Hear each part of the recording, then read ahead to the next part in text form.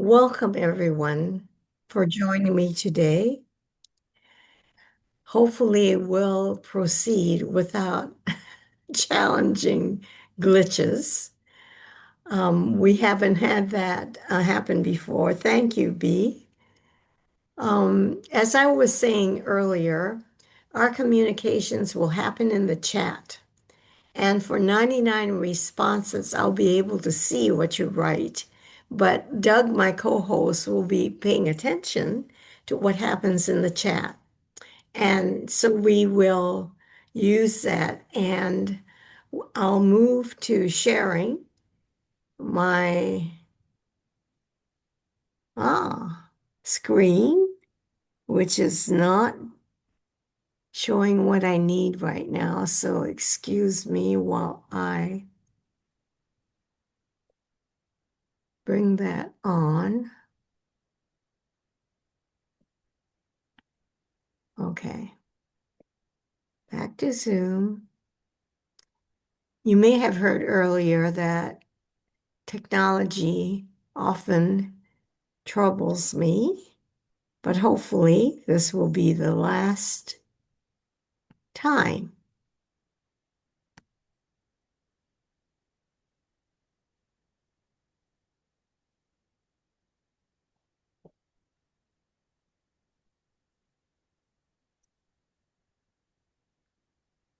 The official welcome to the masterclass Fulfillment in the Flesh, Releasing Patterns from Early Wounds. Some technical matters first. You'll be muted for the most part. Unless you have a question to ask, then we'll unmute you. And of course, courtesy and respect at all times. And questions. Anytime you have a question, please write in the chat, and Doug will let me know that you have a question. As I was reviewing this presentation, I realized that I have a tendency to say something once, and I feel in some ways that I've said it all. And I don't always provide the details. And because I've been talking and teaching about this for a while, I can do that easily. So when I present concepts or anything on the screen that is unfamiliar to you and you need time to absorb it, you can say, can you go back? Um, how would you explain more about this? I welcome any requests like that because this is all about you. I want to present this material to you so you understand as much as possible and can use as much as possible. So let's see whether I have taken care of the details in that way. All right.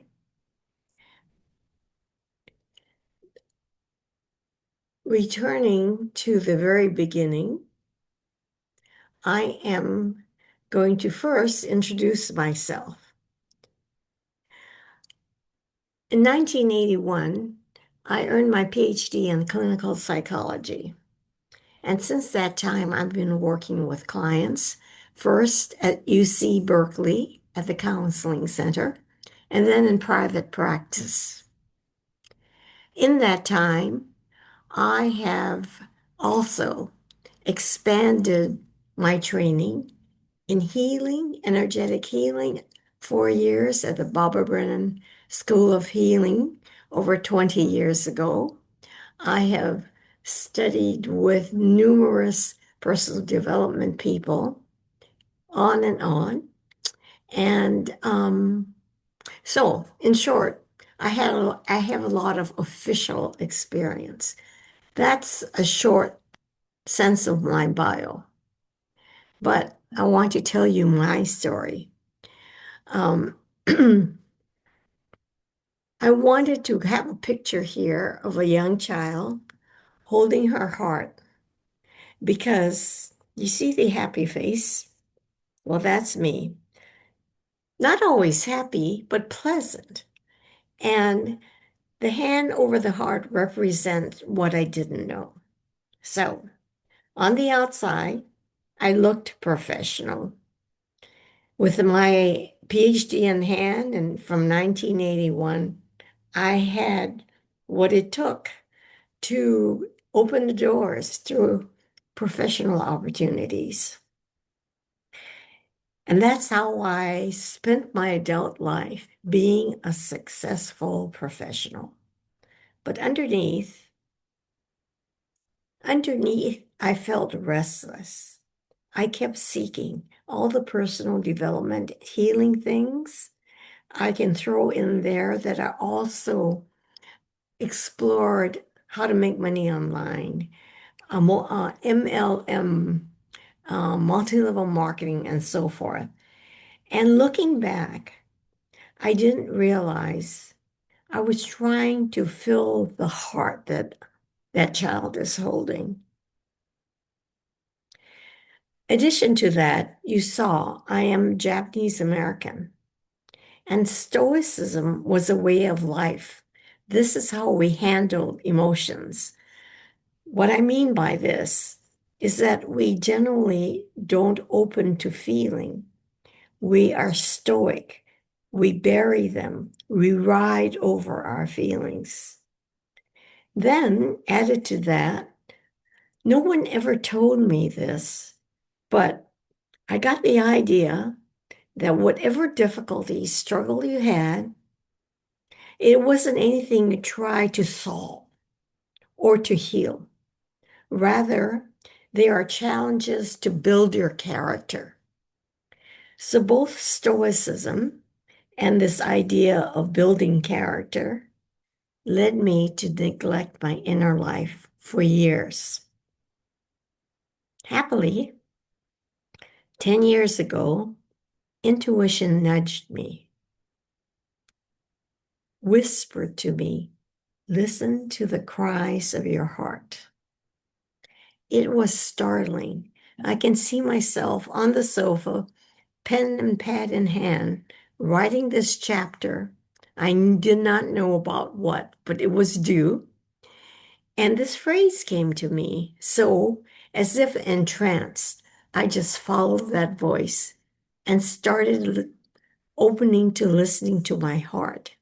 And it began my personal journey to heal that heart that I'm holding there as a child that I didn't know was broken.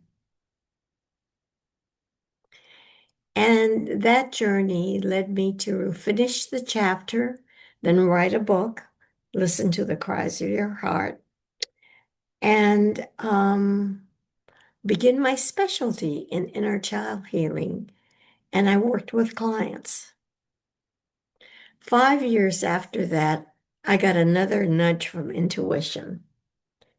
And I was in the middle of a 5-day challenge. And this person was talking about this method called MAP, Make Anything Possible. I had no idea what it was, but intuition said, you need to take this training. So obediently, I enrolled in this 6, 7, 8 month course.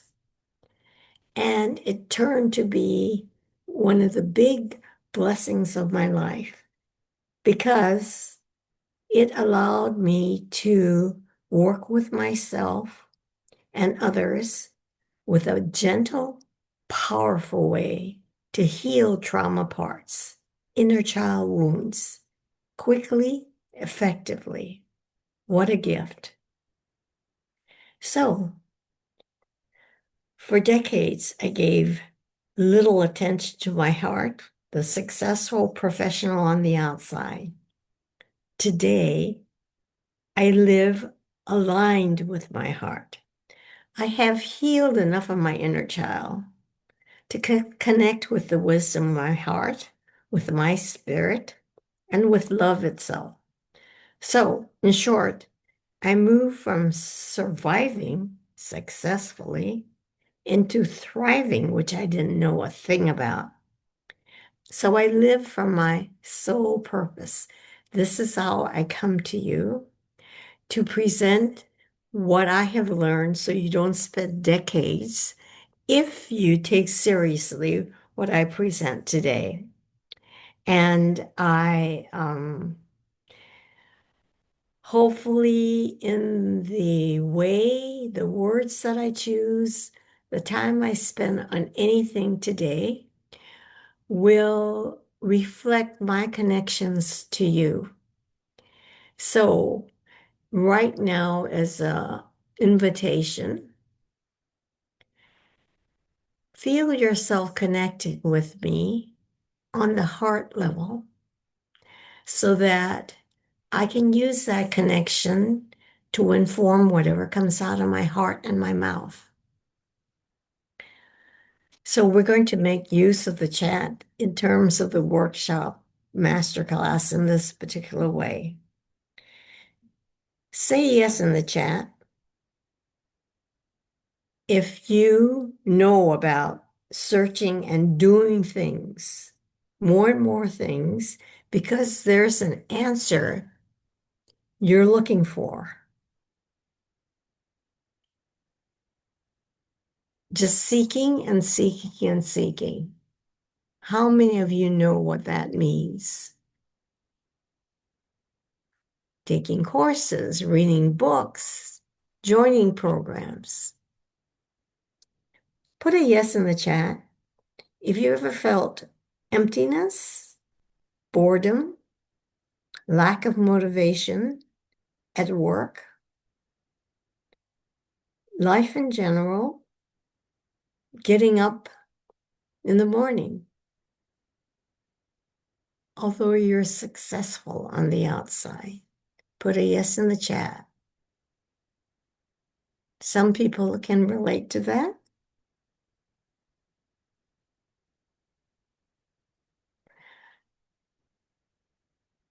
Thank you. Doug, I hear you talking in the room, but I don't hear you talking in the um,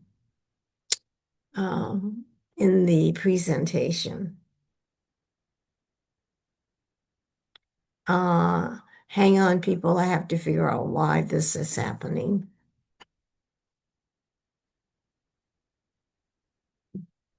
What are you saying, Doug? You no longer co-host? I'm no longer co-host. Okay.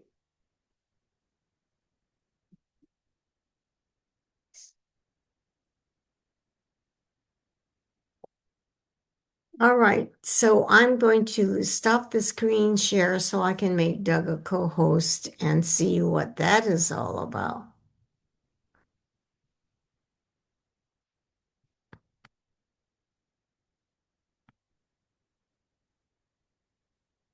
All right, hopefully that solved that. Testing? Yes, you're there. Okay. Okay, so we had some yes in the chat. Final, I have say yes in the chat if you're familiar with your inner child and or you've worked with your inner child but haven't had substantial deep changes. Any yes to that? Okay, we'll move on. I'm going to go through three parts. The first is the hidden cost of survival patterns. That's what I did. I had survival patterns and I didn't know the cost I was paying. I will describe them to you. The part two is we're going to trace these patterns back to early wounds and we will see how they are tied together and the necessity of healing early wounds. And the third part is the process of releasing these patterns and the result of that, awakening to fulfillment. and that will be explained. Now, the spirit is this: I will teach and I will ask you to do self-reflective pieces where questions will be presented. You'll be given at least a minute to look at it and work with the material, because then you involve yourself in a process rather than just listening and taking it in. Um, so this involvement, I believe, is necessary for you to really get what is rich. And the second thing, notice your resistance. Notice if you stop paying attention. Notice if you have a lot of questions, but you're not asking. Um, Notice when you feel in you something that says, this doesn't make sense. Because everything I say ultimately makes sense, but if it doesn't make sense to you, let me explain. So check on any resistance you have, be curious, and get involved in terms of letting me know. All right. First piece of self-reflection. I'll keep the screen up. You will have your pen and pad to answer any of these questions.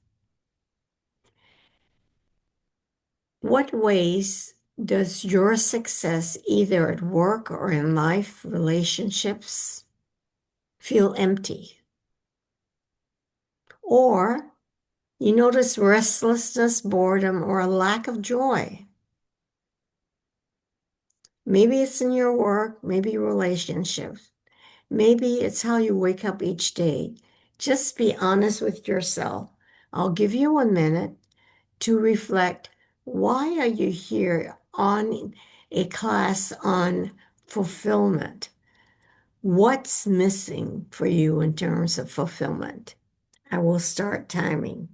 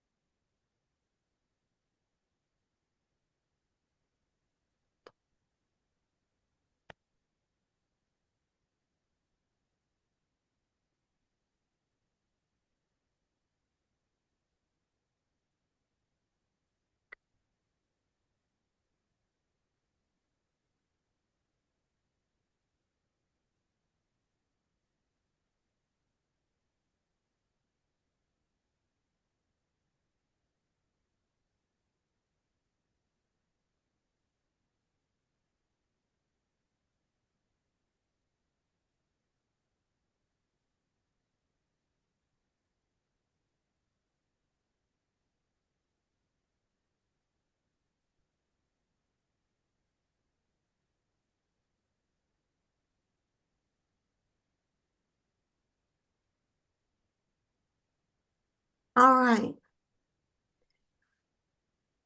I would appreciate if anyone is willing to share in the chat what you discovered in this short time reflecting on these questions.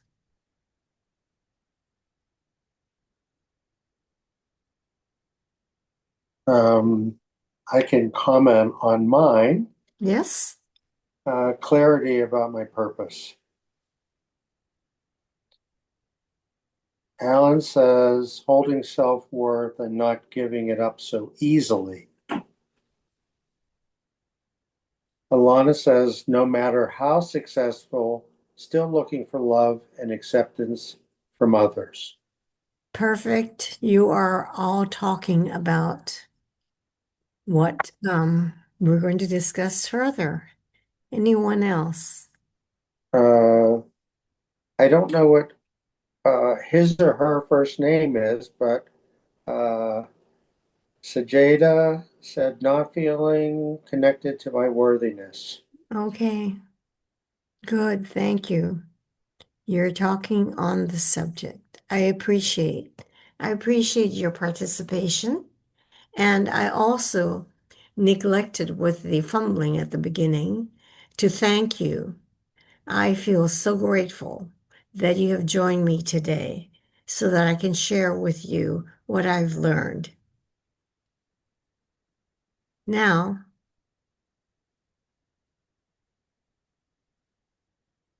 what are the patterns of your success? I will be going through a number of these patterns. So as we go through them, say yes in the chat if this particular pattern applies to you. So we begin. Perfectionism. Perfectionism drives you to get every detail right. You double check, you refine, you push. There's always this pressure. Push yourself to do better than anyone else would care to do. And others admire you for your high standard. You're seen as reliable and thorough. Can anyone own to being a perfectionist? Say yes in the chat. No perfectionists here? Um, AF says super yes perfectionism. Alana says yes. Lakeisha says I used to. Okay. Jada says totally. All right. And I fit that bill too. All right. People pleasing. People pleasing makes you sensitive to others' needs. You're accommodating, flexible, quick to help. And as a result of this, people trust you, they connect with you. And you often are volunteered for or promoted to work with because it's easy to work with you. How many can own to people pleasing?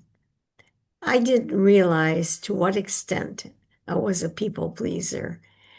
I always noticed that I noticed people's needs even when they didn't know what they needed. Little did I know that this was a really early expression of people pleasing.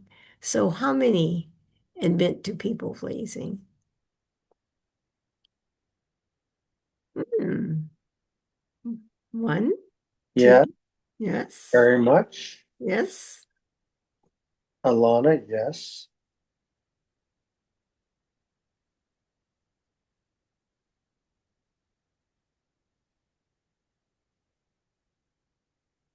Overachieving. Overachieving fuels success because overachievers aim higher, work harder, accomplish more than most. Consequently, you collect degrees, awards, promotion, and people respect you and they recognize you. One of my clients has two master's degree and she's working on a PhD. Is she an overachiever or what? How many of you can admit to being an overachiever?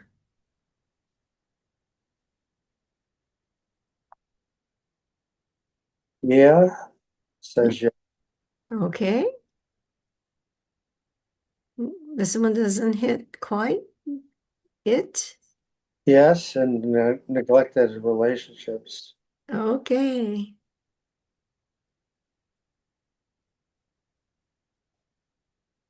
More chiming in? Sajada says I have two masters and one PhD. Out. Oh, all right. Nailed it. Okay. Lakeisha says I am an overachiever, but it feels like my life isn't moving. Uh-huh. And that's what we want to address. Thank you. I appreciate these details. Next, self-reliance. This is how self-reliance fuels success. It makes you independent, capable, and resourceful. Others see you as strong and dependable. You don't wait for help. You rise, you make it happen. Does that describe you? You're super independent, never asking for help. You're very Bea says patient. Yeah. same here. Bea says same here. Yes.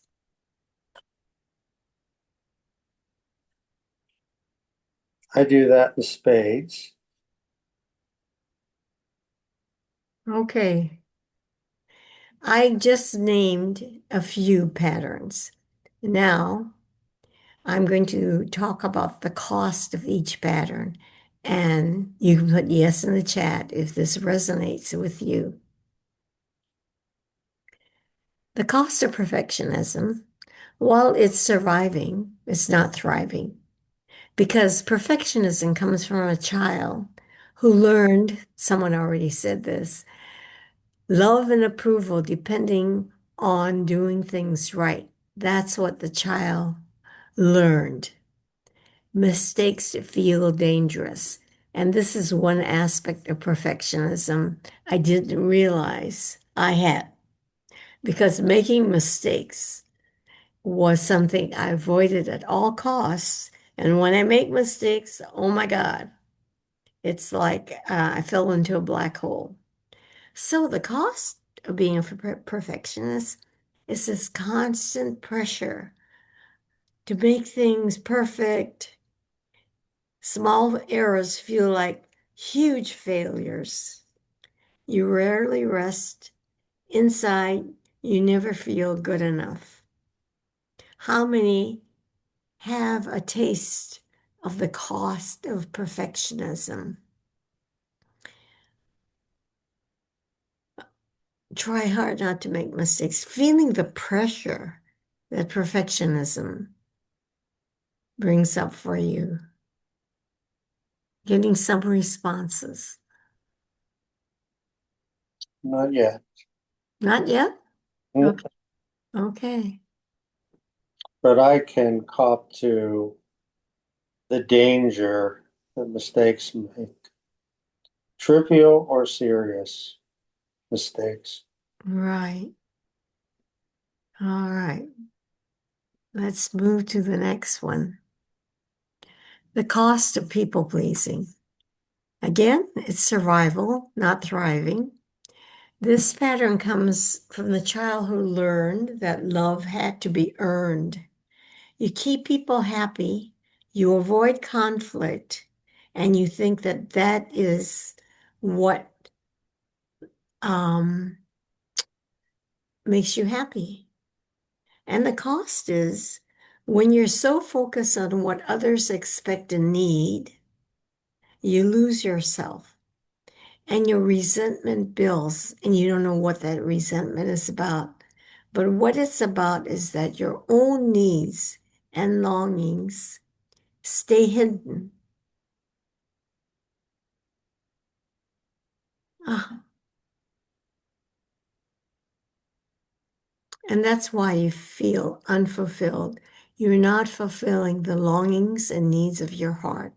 So, how many of you can begin to see that you pay the price with people pleasing?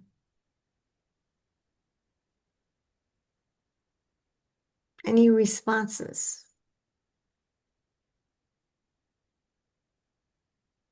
Hmm.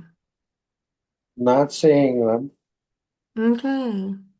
Maybe that's resistance. There are responses, though, no? I don't see them. I see 27 responses. Oh, I just refreshed. Okay, there are 27 new responses. Yeah, I just refreshed. Okay, all right. So I, you are I apologize for missing them. seeing them earlier. All right. Okay. Bea says you're talking about me so far. Sajada says repressed anger. Mm-hmm. Keeping needs hidden, then getting resentful. So much anger builds up. Yes, yes, yes. I've been paying the price. Yes, yes. Okay, I thought for a moment, okay, what's going on here? Am I not communicating? Oh, I wasn't seeing the responses. Okay, moving on. The cost of overachieving. Again, survival, but not thriving. This is from a child who felt unworthy, unseen, and believed that achievement will finally prove their value. And the cost is the chase never ends. No achievement feels enough, like such as Sajeda with advanced degrees. Burnout is common. Doing so much, chasing so much, how can you not get exhausted? So the success in quotes that you achieve, there's so little joy. All you know is the pressure to reach the next goal, the next summit. So who can identify with some of these costs? Thea says yes, with about six exclamation points. Okay, Saj- Sajeda says guilty. Alana says yes.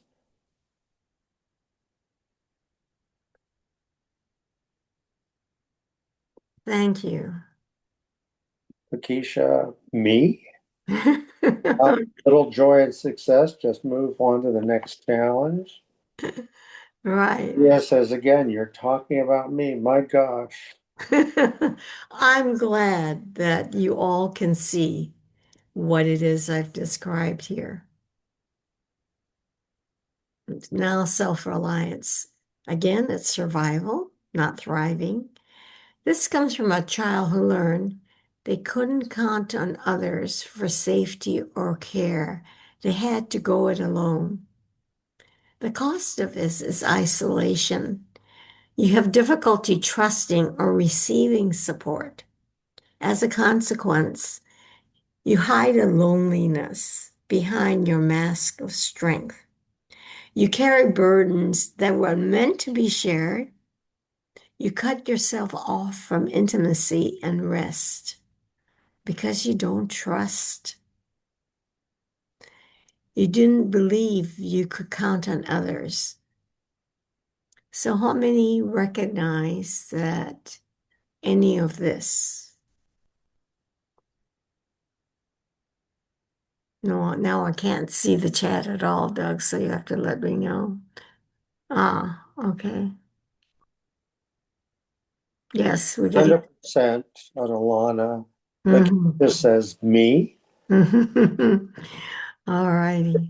Bea says, again, you're talking about me. I really don't know how to ask for help, for example.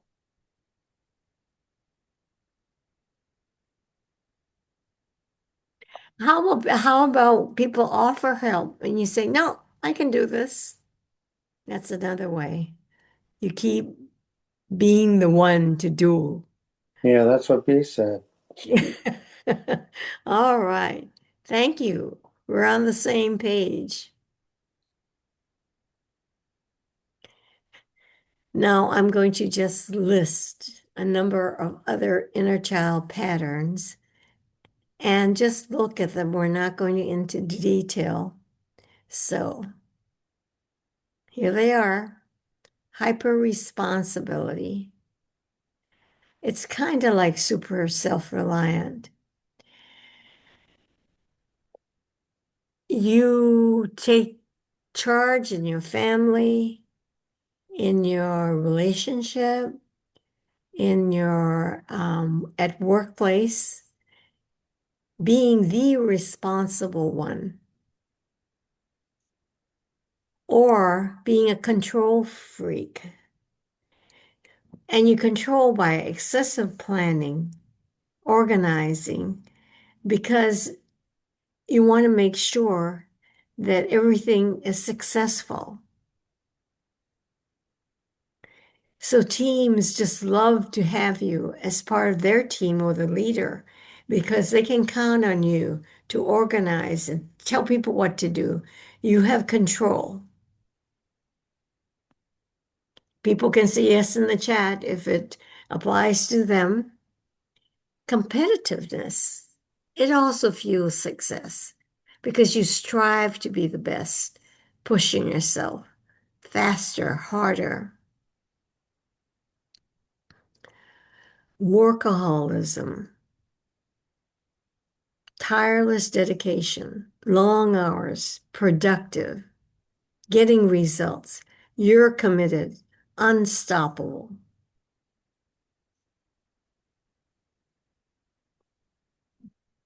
Here is a different flavor. You're the performer or the charmer because you win people over with your charisma, your humor, your polish. So you lose relationships or opportunities to shine. Going to the other side of things, avoidance and detachment. This is how it fuels success. It allows you to stay calm because you're emotionally distanced. You have the capacity to think clearly, make rational decisions, and appear steady under pressure because emotionally you're detached. Okay. Did anyone feel that these other patterns they could identify with? Say yes in the chat, name them, or give a number, and please indicate what happened with that sequence, because now I can't see the chat at all. Doug, am I by myself again? I do not see, oh, here's one. Uh, Alan says so true, but I'm not sure what that's, What it was referring to, huh? yeah, it's for an Okay. All right. earlier comment. All right. Well, we can move on.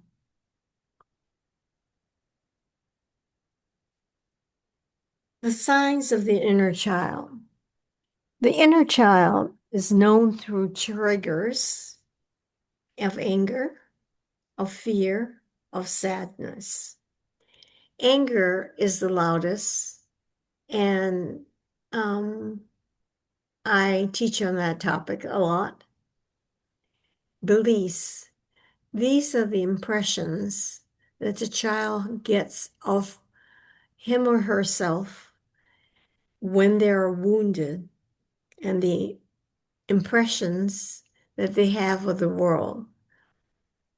And then comes patterns of survival. These patterns that you admitted to write the script that runs your adult life. And this will become clearer as we move along. So, how can you heal these early wounds? Is the question I want to discuss and raise right now. This is the issue. Every time you're neglected, rejected, abused, or abandoned as a child, there was pain. Beliefs arose from those experiences, and trauma parts were created with strategies on how to survive. So, this is the kernel of the inner child work, or talking about early wounds. And could you comment on how the early wounds might manifest as stress-related illnesses? Is that a question from the group? That's a question for me. Oh, okay. You're getting ahead of me. All right. Um, Early wounds are painful. And when you do the inner child work, you have an opportunity to get to feel or get close enough to the pain. But that pain because trauma parts were created, was buried. So you didn't have to live consciously. Most people don't with this pain. So I was about to say, and I will incorporate this, in early childhood, none of us escape being wounded. As perfect as we believe our parents are, they weren't there 100% of the time.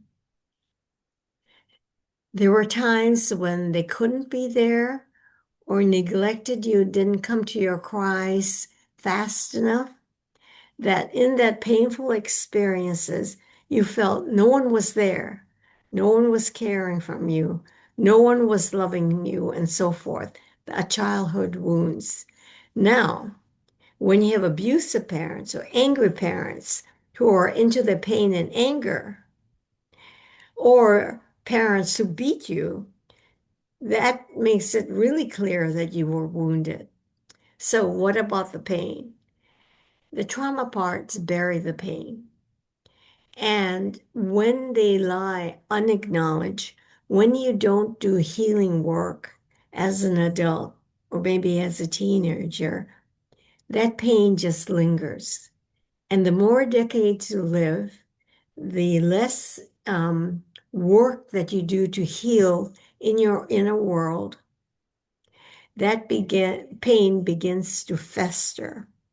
And it can show up in terms of autoimmune diseases, chronic fatigue, irritable bowel syndrome, endometriosis, any number of symptoms where the body is saying, pay attention.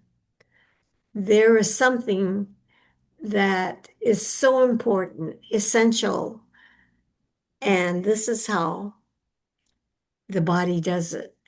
It's the last place that any distress shows itself. So you show distress, everyone talks about stress and how they feel the stress, can't sleep, can't eat, or whatever is happening, or anxiety. All of this stress are kind of like normal stresses, but the distress from early wounds are deeper than that. And that's what I'm talking about, doing the deep healing so that there's no reason for you physiologically have to express it. Did I answer your question, Doug? Yes.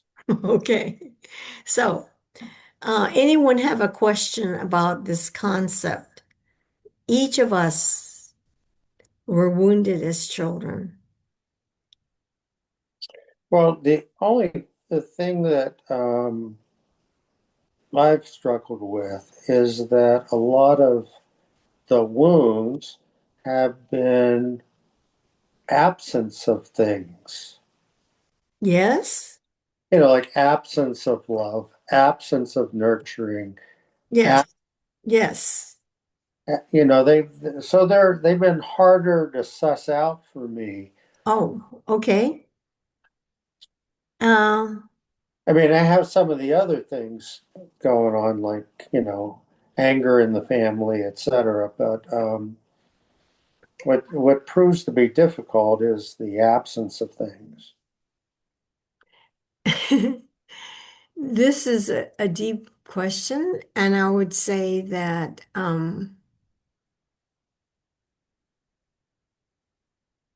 when you stay with the emotions that come up and stay with it long enough, connect with your inner child and whatever's going on for the inner child, you will hear how much they needed connection, which is one expression of love. Because isn't that the kind of connection that is meaningful, that is love? Connection is what you missed with your parents. Emotionally, they didn't connect with you. And by being absent, you did not have any experience of care and love. But it takes the work of being with your inner child. Others can feel it in just someone criticizing themselves. Oh, they don't feel good enough. Oh, they feel rejected. They feel the pain. That's the trigger, the pain of being an outsider or the pain of being alone. And that is without connection, without love. Anyway, this is how I begin to talk about that particular absence is Al, Alan mentioned that he's recently detected an inner child strategy of self-punishment that he still does to himself today. exactly.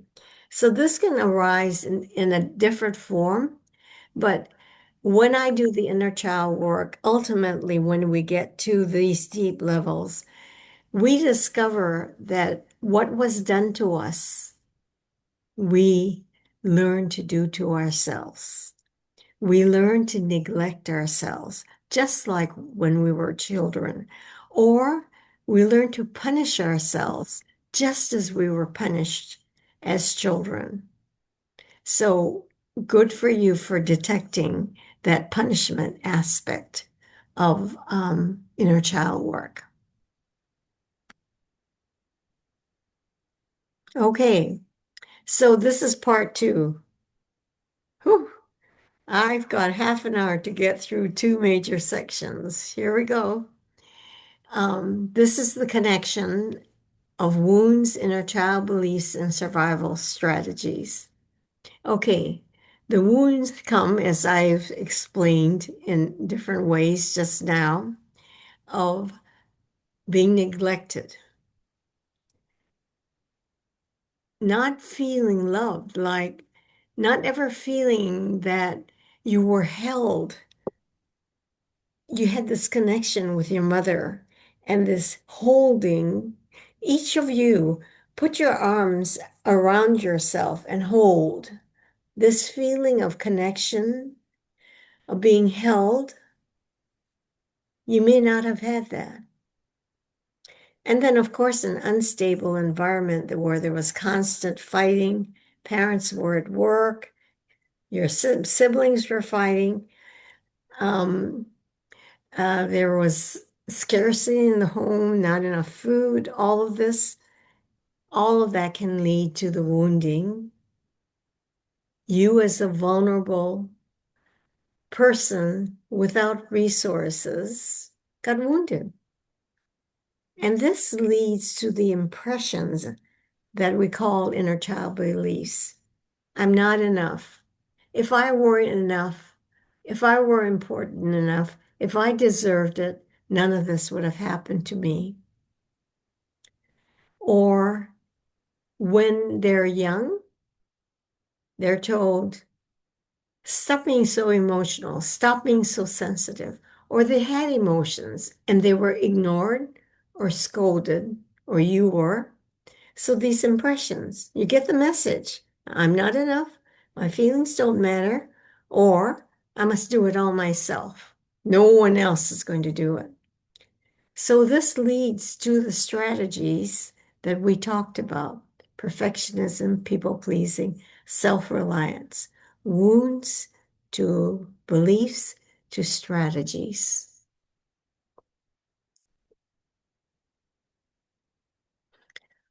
Now, there are many ways to heal the inner child. Just go on the internet, Google inner child work. Thousands of resources, books, programs, meditation, journaling, and so forth. It's a wonderful way I call of beginning the inner child work. But we're here today to heal the inner child. And in order to heal the inner child, we have to account for the subconscious. With that picture, you see the conscious mind the top of the iceberg is so small compared to all that is submerged in the subconscious mind. It is vitally important that you get the message that you're not using the subconscious mind, which I call the superconscious, and I'll talk about that further. If you don't use the subconscious mind on your behalf, you're struggling 5% against 95%. The subconscious creates your reality.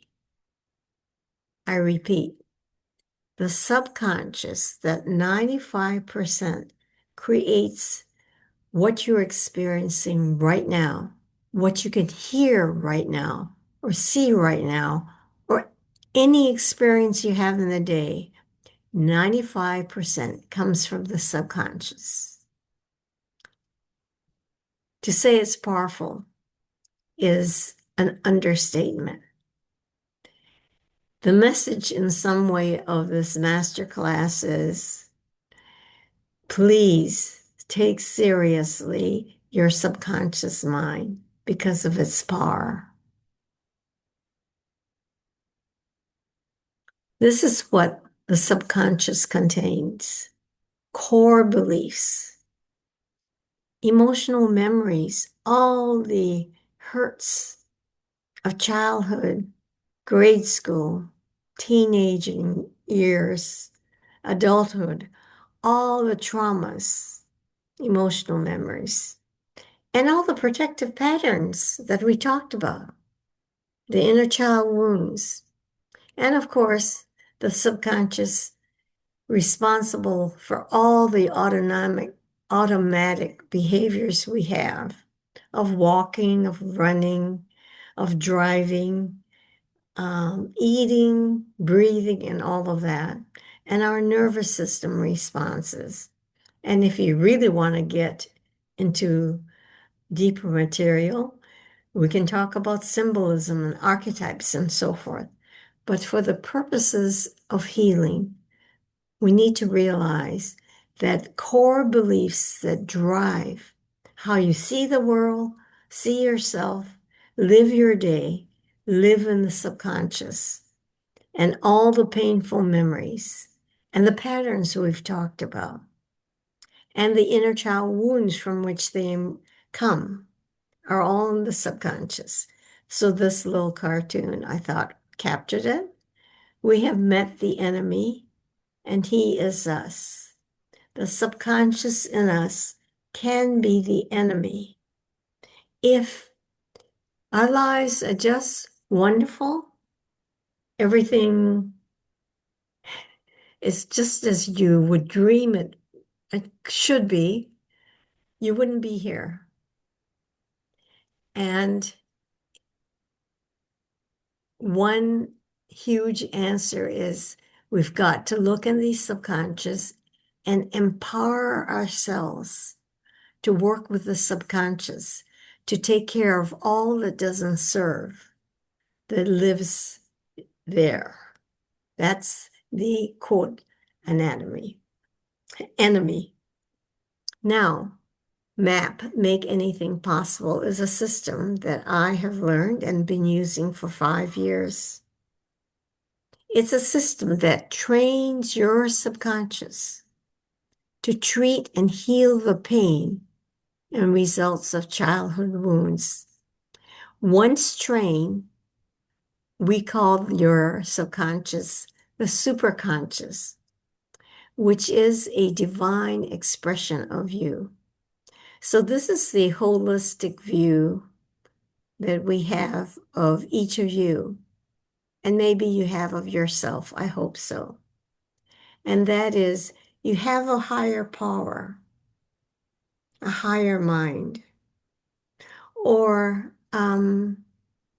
you an expression of divinity.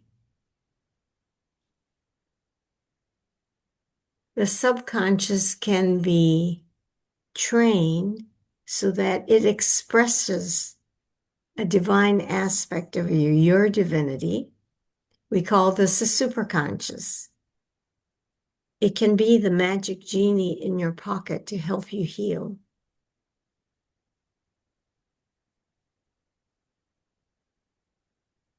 Okay. I want to pause right now before moving on. This second section about the subconscious is crucial.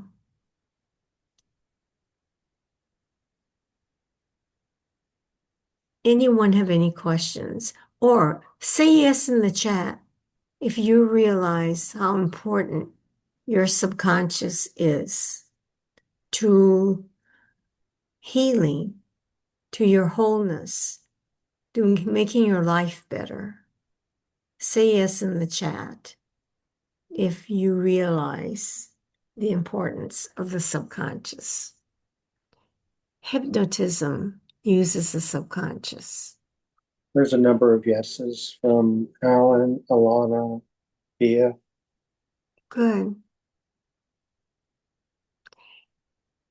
Every time I cover this, I'm impressed. Evermore, I have to keep at this because there are still things that I wish weren't in my life showing up. And guess, and if something horrible or maybe not so horrible happens, and you ask yourself, okay, what's there in my subconscious that created this that I don't know about? So collectively, humanity living at this particular time, we have a ton in our subconscious that produced the political instability in the world, the governments that are at war. This is our ego gone crazy.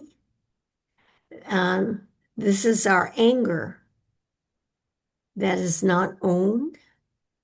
All of that we see in the world, even climate change, is an expression of something we haven't claimed in our subconscious. That's kind of staggering, isn't it? But just return to your own life.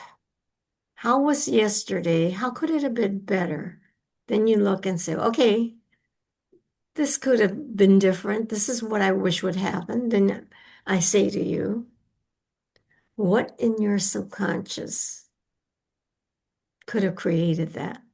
And then we'll begin the work. All right. So what comes next? I wanted to express to you an example of people who have worked with me with MAP. This person came to me a number of years ago, and she was a successful professional. So let me read a condensed version of what she said. We came together from her point of view at the perfect time. She had cancer, she had lost her dog, and she was leaving her husband. She was barely able to function. Within weeks of working with her, she found calm in the chaos. 9 months later, she's happier than she's ever been. Nothing rattles her. And when challenges arise, I now have tools to return to my steady, peaceful self. And she mentioned, grateful for the MAP work that helped me create and sustain my amazing life. That is how powerful MAP can be.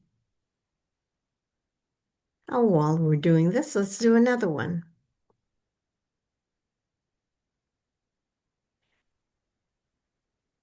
This is also a successful professional who worked at our nearby psychiatric hospital. I didn't realize that this is what her internal life felt like. For decades, I lived in self-sabotage and despair.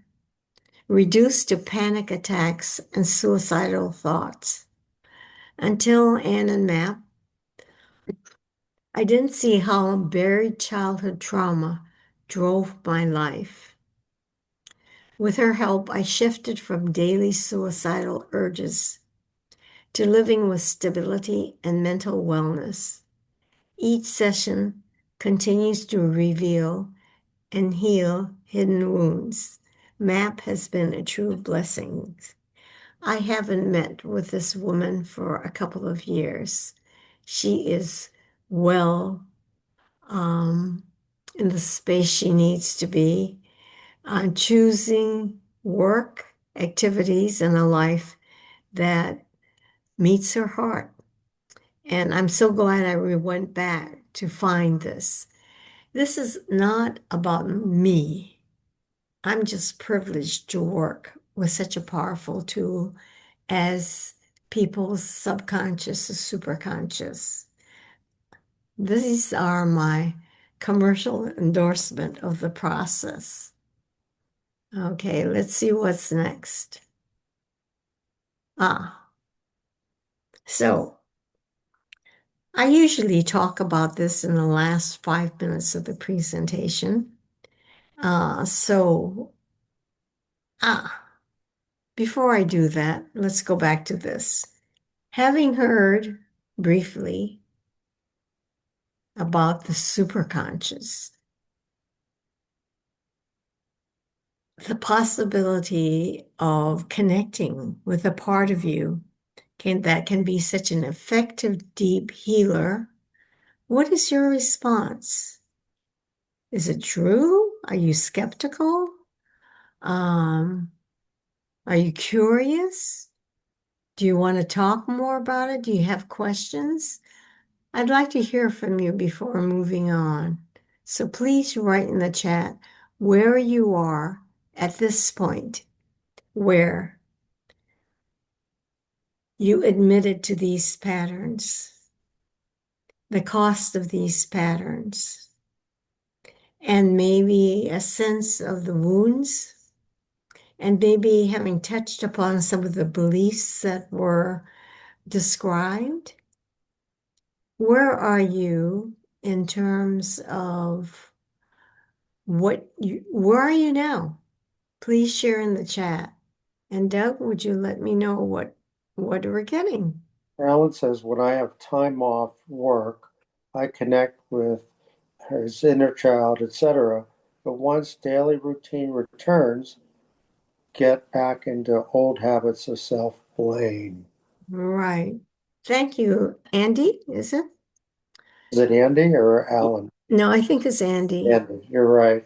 Sorry, I've been misspeaking, Andy.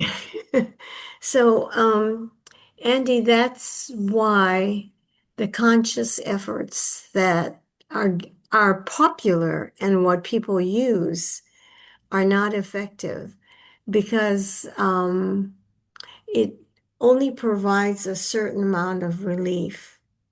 You don't get to the origin, which is the pain,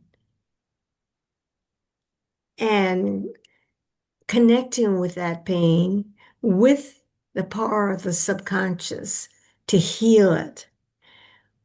Just with these two testimonials that I provided, these people were able to get to the heart of it. So they don't have that script anymore. They don't have those patterns anymore. They have whispers of it, but it doesn't run their lives. Like myself, for example, I have self-doubts that come up before I do this presentation. The numbers that didn't come in, et cetera, and thinking, I'm not doing this right. I need to work harder. What else can I do? These thoughts.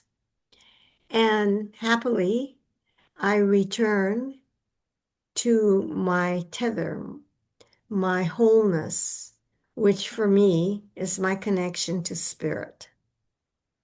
And it's always there just like your subconscious is always there. So I remind my course students always, if you're in distress, remember you have superconscious, totally aware of what you're going through. Stop and say, superconscious, do you see this? Please treat this.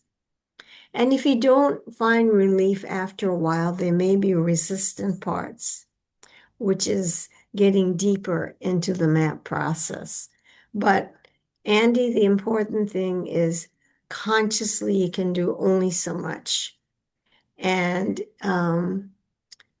you need to find a way of healing. And for me, the easiest way is through the superconscious. Andy says thank you, and Alana says she has become extremely exhausted during this conversation. It must be my resistance. Ah, which conversation, what we're having? Yes, I believe it's in response to what you were just saying about resistances. Okay, everyone, just take a deep breath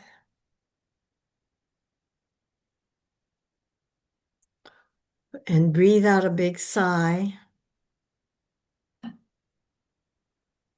And when you do this again, feel with a sigh, just going from top of your head all the way down to the bottom of your feet. Feel a wave of letting go.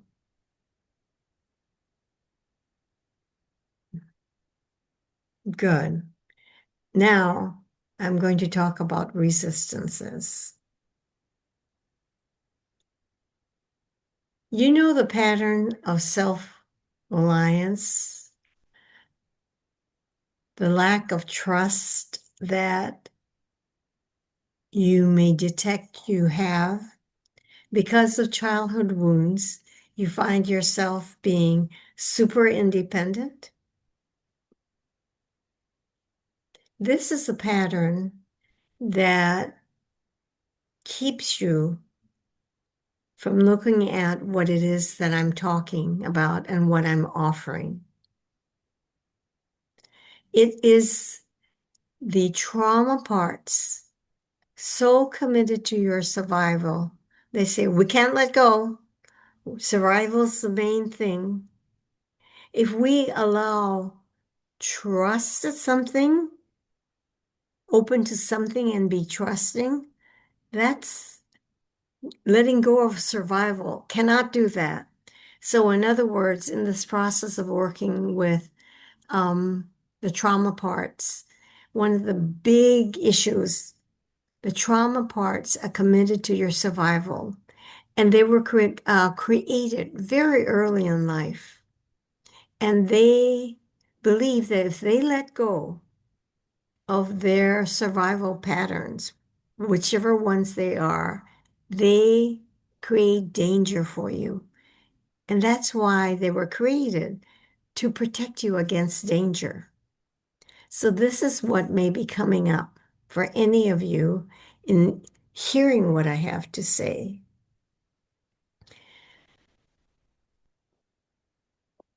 When things don't shift after one or two treatments within a session, I have your superconscious have a conversation with these trauma parts to let them know that they don't die, they don't disappear, but treatment only means they get to share memories, coping strategies, and decisions with the adult. They become integrated, not a conflictual part. Does that make sense?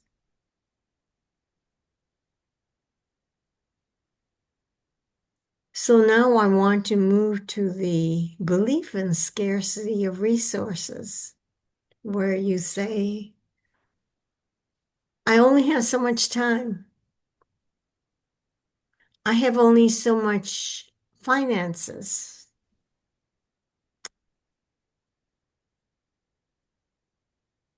Besides that, scarcity is also about there is only so much love in the world.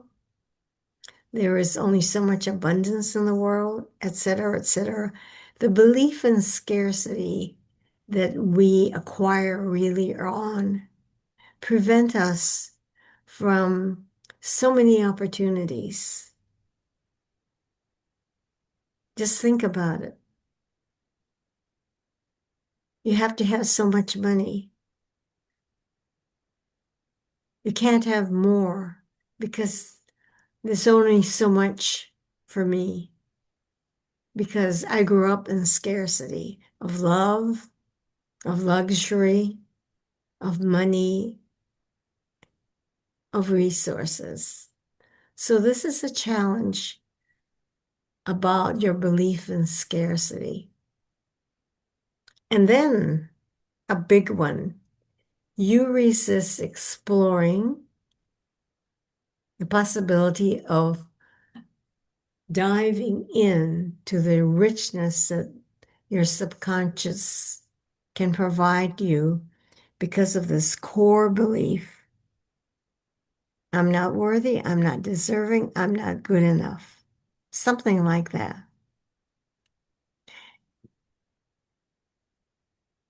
You need to see that that belief doesn't serve you, and you can consciously say, yeah, I have that, and it certainly hasn't helped.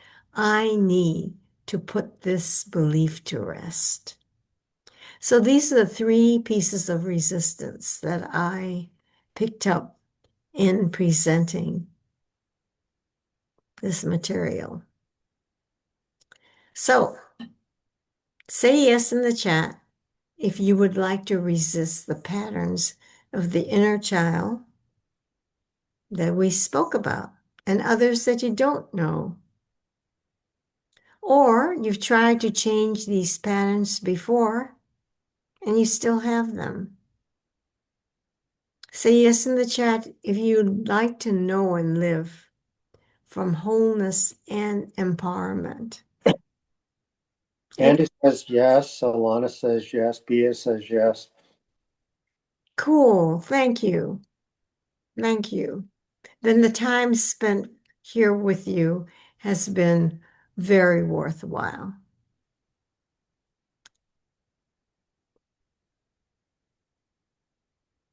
In the last few minutes that we have together, please share what's in your heart right now. Take time, connect with your heart, and share. Have you made some commitment to yourself? Or was there something that you learned here you're going to, it's your aha? Would you share any takeaways in the chat?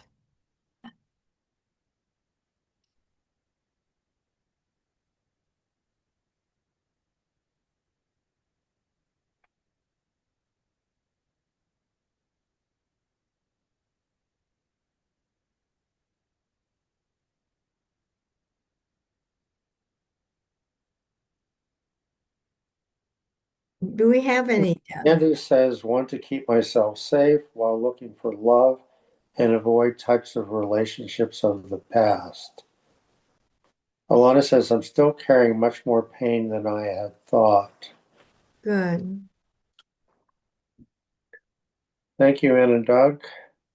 From Sajeda, I take with me connection is what we miss from our parents. Great.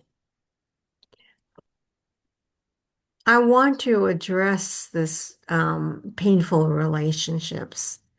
I know I've been through two divorces in my life, and the first one was major betrayal in my 20s. And I learned that I got into this because I didn't realize that I believed I wasn't deserving. So anyone who paid attention to me got my attention. And I find with my clients that they have been through painful relationships, one after the other, because their childhood sets up beliefs about themselves and what they deserve, but also patterns, as you know, as we talked about. So it's like they walk around with um, uh, invitation on their chest saying, "Bully me, be my friends, and abandon me. Um, uh, get close, let me get close, and then hurt me." Beliefs and the pain you carry attract people who are waiting to suck your energy and chew you up. Narcissists, sociopaths are very keen on looking for people with that kind of wounding. And they don't even have to be that extreme. They can be people who are equally wounded and find you wounded, and together you don't do too well operating out of your wounds, and it's painful for both of you. So, this is one way of my addressing that if your friendships don't work, your romantic relationships don't work, even your work relationships falter, it's because of what happened to you in childhood. And if you want something different, find a way of using your subconscious to heal your wounds. Thank you for the takeaways. And now I have an offer to spend 45 minutes with you, no commitments, free, where we will talk about your challenges, what you discovered in this time together, and map out something that might work for you. To be completely above board, I love spending time speaking with you if you're serious about the inner work that you have been doing and want to do, and how to move forward with that. I've have the link, the information you need to book a call with me. I have some time tomorrow morning and lots of time on Monday and Tuesday. So, or respond to me in the emails that were sent to you through Eventbrite and say, I didn't get the link. Um, please get back to me. So I'm going to stop the screen share, and I am going to stop the recording.